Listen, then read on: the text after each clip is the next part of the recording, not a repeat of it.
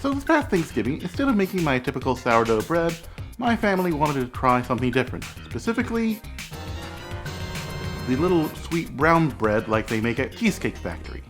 And listen, I get it. Everything can't go your way on Thanksgiving. No! It's nice to change things up every now and then. Can't stand you for changing! And I get to test out a new recipe. So, let me show you how to make it.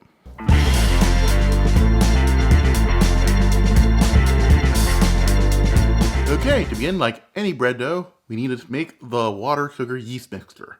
I have here in this cup, a cup and a half of warm water. And always use filtered water, never tap. Especially if you live in a country where your politicians are familiar with this. And to the water, let's add 1 tablespoon of sugar. Mix it until it's mostly dissolved. Then let's add 1 packet of yeast. Alright, and as the yeast slowly come to life from their dehydrated graves, let's work on the dry ingredients. Okay, I have a mixing bowl with the hook attachment.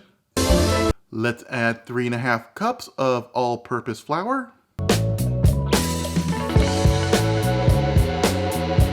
2 teaspoons of salt.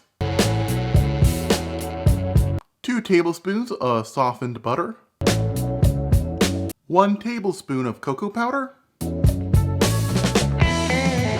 Now let's sweeten the deal with 1/4 cup of honey. Man, to think that I tried to get a sponsorship with these people. Bullet dodged. And 3 tablespoons of molasses. Our water and yeast mixture looks and smells like beer.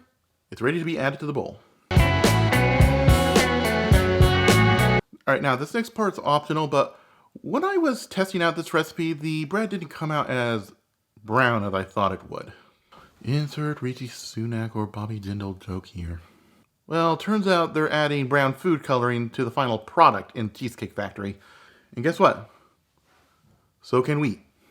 Let's add 3 drops of red food coloring. And 3 drops of green food coloring. Mix on low. Mixture's still a bit wet. I'm gonna add more flour.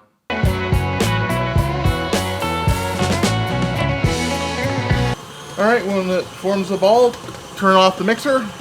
Alright, try to detach the very sticky dough from the hook. Take our bowl, cover it in a tea towel, and let this rest and rise for 1 to 2 hours. Hold that video game music because I want to thank the sponsor of today's video, you. Whether you're a new subscriber or you've been joining me since the very beginning, I want to thank you for your support. And if you want to return the favor and help out the channel, you can support me on Patreon, where you'll get access to early videos and exclusive Patreon-only content. Do you still want to help out but a monthly subscription service is too much? Well, I now launched my own Buy Me a Coffee page, where you can make a one-time tip payment of any amount you want. Link to both in the description. And now let's get back to the show. Okay, first things first, preheat the oven to 350 degrees Fahrenheit. Did your Prime Minister recently step down in shame? The number you're looking for is 175 degrees Celsius. Okay, after some time, our dough has risen. Now, because of the honey and molasses, this is very sticky dough, so dust the top with flour. And let's dust our work surface. Okay, once our work surface resembles Miami Beach 1985. The dough doesn't want to work with me today. Just like it didn't want to work with me on Thanksgiving. And that's not the only thing that didn't want to work with me on Thanksgiving. Let's knead the dough until it's only slightly sticky. Alright, let's cut this up into 4/4. Flatten this out.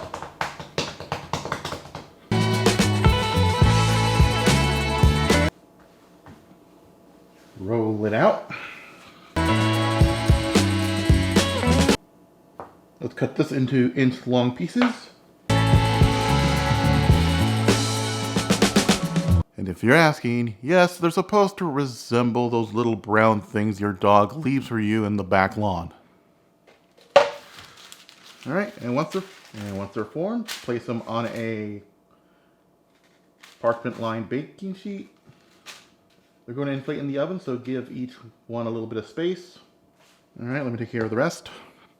Okay, all of our logs have been formed, and okay, I think I should address the extra chromosome in the room. I don't know, I tried to form them differently. It got too sticky, I gave up halfway. Yeah, they don't look perfect. Long story short, sticky dough, don't want to add too much flour. But before we toss them into our oven, let's do one last thing. Let's paint on some egg wash. And for a bit of flair, let's sprinkle on some oats. You're out of touch. Get it? Hollow notes? I'm not getting any money from this video. All right, and they're ready for the oven. Okay, let's stick our bread rolls in the middle of our 350-degree oven and let them cook for 35 minutes.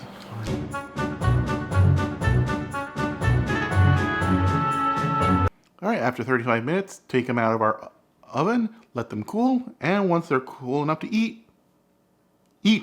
Take a piece, slather on some butter.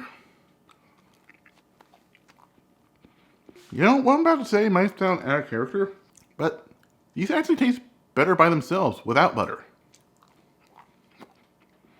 Oh yeah. This has been Chase Cuttin Kitchen. I'm CRJ, making cooking fun and meaning it this time. Thanks for watching. If you liked the video, smash the like button. If you really liked the video, become a subscriber and hit the bell notification icon. I upload every Monday.